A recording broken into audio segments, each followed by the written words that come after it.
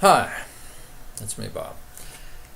So there's this idea I have that the change tracking and model comparison capabilities in the Haystacks editor for our fusion Bayesian network models that we also know as probabilistic argument maps, that those capabilities for change tracking, and I'll show you change tracking here, can conceivably help with the problem that we seem to be having in the nation now with fake news, very polarized accounts of events and political positions and orientations, and also that if we get people onto a common canvas, and I like this one, so this is what we're going to be talking about, to express their views using some common language, or at least if they're sitting down together, then they can be doing it together. Then we can engender some more civility in discourse than we do when we aren't interacting in such a constructive way. So the idea is to produce artifacts of our arguments, and these artifacts, I'm suggesting to be our fusion probabilistic argument maps. So what I'm appealing to here, since the sensibilities around the office seem to be that a real polarizing issue would engender too much emotional energy and not enough real attention to the technology. So what we have here is something historical. This is from Jonathan Swift's Gulliver's Travels, the short title, where this is the model of the Lilliput king. The Lilliputians, you may recall, are the very small people who tied Gulliver up when he arrived on the shore of their island. Anyway, so the story goes that several generations back, a king's son cut his finger while attempting to crack a hard-boiled egg on the big end.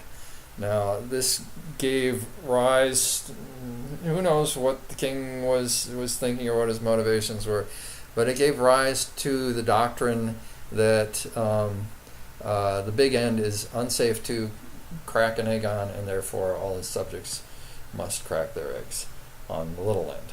So let's disregard the prescription for the moment and just represent the rationale. So we have this proposition here that the finger has been cut, the king's son's historic finger cut, and then we've modeled for the king here his absolute strength positive indication that means that the big end is an unsafe place to crack an egg. You can see this node has acquired just its prior belief of 50%. That's the default that our software puts in, but it really doesn't matter because we've got an absolute link, and the king says, well, we saw this, we know that son cut his finger, so you propagate hard true evidence over an absolute link, and you get absolute belief in the indicated proposition. So this is the model of the king. Oh, so you might have noticed our node here got a little darker when we set the finding. The belief bar certainly moved around. So I mean, we put the mouse on here, we can see exactly what the belief is within 3 decimal places. So I'm just going to leave it the way it is. You can see we've got this color coding for belief bars, and that's all to try to help you understand when beliefs match sentiments in an agreeable way. So if you don't believe something that's bad, and colored, I know it's red here because they're bad, that's okay. But if you do believe something that's bad, that's not so okay. So we want some contrast there. Anyway, that's all there is to that. So what we've got next is I want to show you the graphical markup that results in our change tracking facility for this style of model, when a dissident sits down and says, well, here's what I think of your argument there, King, and let me show you what some other rationale might look like. And I'll show you a little bit of change tracking in action here in a little bit. But what we've got here, we've got the two original nodes. This one here, this is the two nodes from the King's model.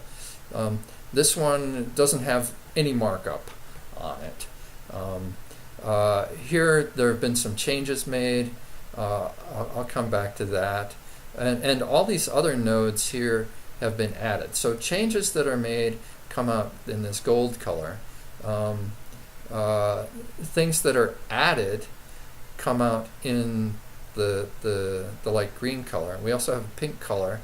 I can show you in a little bit for things that are deleted. Now the reason we have the changed, unlike say change tracking in Google Docs or Microsoft Word, as opposed to just added and deleted, we need change because these objects have internal structure, right? But we want to show you what's going on at the object level. So if something is changed inside the object, we use the gold. And so there are attributes for links as well. That's a changed link, and I'll come back to that. So we've got these 1, 2, 3, 4, 5 nodes that our dissident has added to try to express his rationale. And he's put a finding on this one here and say, hey, you know what? There is an air pocket on the back end. The big end. The big end of an egg, inevitably, when you boil it, develops an air pocket there. That's just a fact of life. If you know the physics, that could be cool to discuss too. But we'll just take it as an observation that that's what we see. So because there's an air pocket there, that makes the big end an easier place to crack because there's less resistance to air on the inside than there is to a hard-boiled egg body. So because it's easier to crack, that means it's safer to crack. You're less likely to get frustrated or do something stupid. You get the eggs cracking started there, and you're probably in better shape. And so this will probably lead to fewer cuts when you're cracking on the big end. So this is basically our dissident's line of argument. He went ahead and added this statement that, well, there's no air pocket on the little end.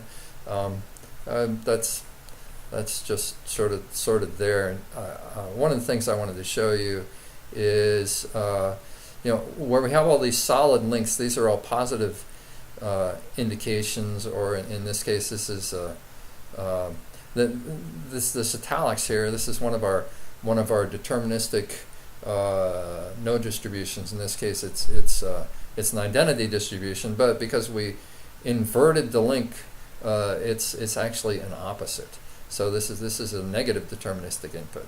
If I had made, say, this node, this link negative instead of positive, need a little more room, drag this down. If I switch the polarity here, you'd see that this is that's dotted as well, and it's not a deterministic input like this one. It's a very, very strong negative indication, and I can just undo that and get back to where we were. You see, I've got a sentiment directive in here somewhere that I guess I put it here, and propagating upstream and downstream of positive sentiment. So when I changed this link, then the sentiment for this node became negative. Okay, so this is the rationale our dissonant came up with, and he went ahead and he set this hard finding on this error pocket. We don't really need to worry about the prior here because this is something we've observed. So, and then when you just push this reasoning through over these links, we've got a very, very strong, we've got another very, very strong, and here we've got, well, 3 very, very strong. So look at that.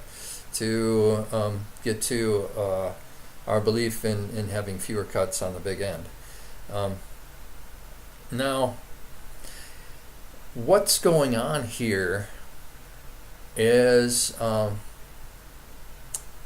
the dissonant has used this observation that there are, in this case it's an inference, we're saying here the observation's way down here with the true finding, but this is an inference that there are fewer cuts on the big end than on the small end. I mean, we could just as easily make it an observation too, although I don't hear about anybody cutting their fingers on hard-boiled eggs, so Jonathan Swift is really using his imagination there. But our dissonant uses this information to, this belief, to defeat the relevance of the king's statement about the great-great-great-grandson having cut his finger. And you can see that even though the hard true finding is still set on this, we can see because of the dark shading, the belief in this node is it's way down. Now, under the hood, there is still a node in the Bayesian network, the standard BN that we compile into, that is 100% belief. But what we are showing here is the effective belief to the degree that it affects the indication coming out, this influence. Now, our guy, our dissident, went ahead and he revised this link to be weak because he said, hey, you know, at best that's weak evidence. He could have deleted the link, but it's more mature. It's better argumentation to attack, to undermine someone's premises or logic than it is to just disregard what they have to say. And so you want to say why you're disregarding it. And so this defeat mechanism that we have in here with this what we're using here is a mitigates directly link.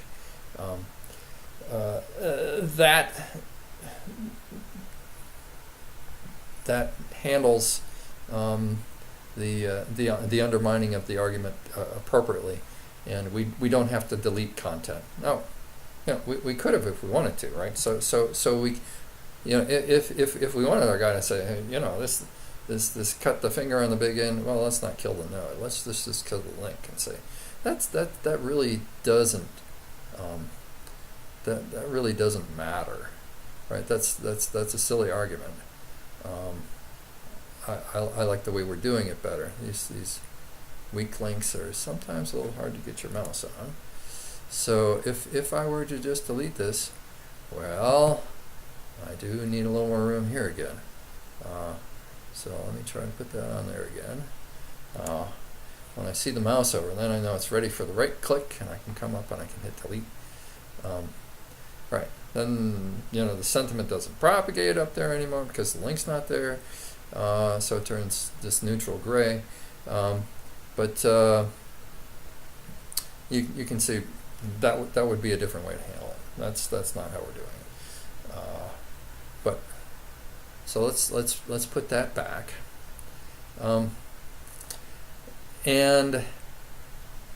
But because this link is basically defeated here, all the indications coming out of a mitigated node are defeated and rendered null. So this node here is reverting to its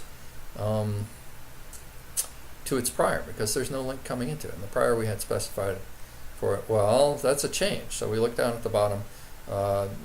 We saw that the king didn't really care, because he knew it was going to be, absolute indication anyway. So he left it at the default of 0.5. Our dissonant has changed it to 0.125, which is really generous to the orthodox view, I think, because how many people cut their fingers cracking eggs? But we wouldn't have had to do that necessarily. We could say, hey, this issue of there being fewer cuts on the big end counterindicates this proposition of the big end being unsafe to crack, and we do that by saying, hey, we're going to make a new link, and it's going to end here, and it's going to start here, and that turned our big end unsafe to crack ambiguous, and that's because this link should really be negative. It's a counter-indicating link, and by default things are absolute. But let's just change it to, we've been using very, very strong, so maybe that's a good strength to use. Let's submit that. And now the sentiment's not ambiguous anymore, but we see, hey, now we're getting a belief that's much lower than the prior. I'm sorry, can't look at the mouse over when you take the mouse off the object. So down to like 3%, so beyond just attacking arguments, we might have the dissonant come and sit down with a member of the administration, and maybe they can look at some of this model, and they can say, and this is not to impute any rationality to anybody in Lilliput or Gulliver's Travels, God bless his satire, but in our world, perhaps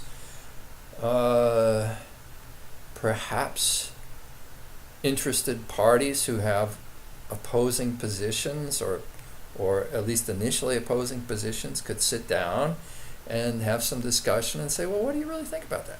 And then you've got the opportunity in the tool, in our editor, to say, well, hey, how about that change? Do you want to accept that change?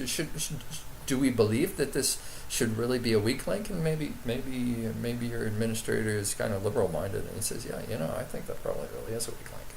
And you can come along and you can say, okay, so now that's not marked up anymore. It's really there in the model as a weak link, so one of the things we can do, well, let's look at the prior too. So maybe our guy, our administrator, will also say, hey, I think the prior here. Did we make any other changes here? Let's just look at the mouse over. No, it's just the prior. So if we accept for this node, 0.125 prior, it doesn't sound bad to me, given how many people I've seen cut their finger cracking eggs. So let's see, it's asking whether we should commit the modified link. So it's saying we'll just say no, rather, instead of going into a bunch of analysis here. Okay, but one of the things we can do now, I'm going to make this a little smaller so I can get a and what else I'm going to do, I'm going to reorient it so I can fit things on here. Then I can make it a little bigger again, or a little smaller. And instead of right to left here, the argument map runs from instead of left to right, it's going, instead of left to right, it's going from top to bottom. So now I can get my my console interaction window up here, because we haven't widgetized everything we use to work these operations yet. So I can even though I am looking at the dissidence edits to the model at this point, I can do this bit here of switching my change tracking perspective to see, well, now that we've changed things, what would things look like in the King's model? And then I can unclutter that, so you know the King didn't have all those nodes, so those show up as deleted now. And I can also switch showing markup. I have to type a few more characters. Switch show markup. There we go. And I'll see just that, and then I can reorient that to put it back the way it was. And well, you know, now having weakened that and weakened the prior, the big N doesn't look so unsafe to crack. And you know, this and that's even before accepting all the other rationale. And I'm going to switch show markup again, and those nodes they're shown automatically, but I can show all and put them back, and then I can switch change tracking perspective again, and I can go back where we were. So that even though you know, we haven't accepted all these other changes, we've gotten a lot closer between the two parties, just through having some tools for critical thinking and an expression, and you know, having a venue where we can get together and have a civil discussion. All right. Well, so this is the Lilliput example illustrating my idea for using Fusion argument mapping tools to enable civil discussion, and I hope you like it. Maybe it's got some potential to help us out in society. Take care. Thank you very much. See you later.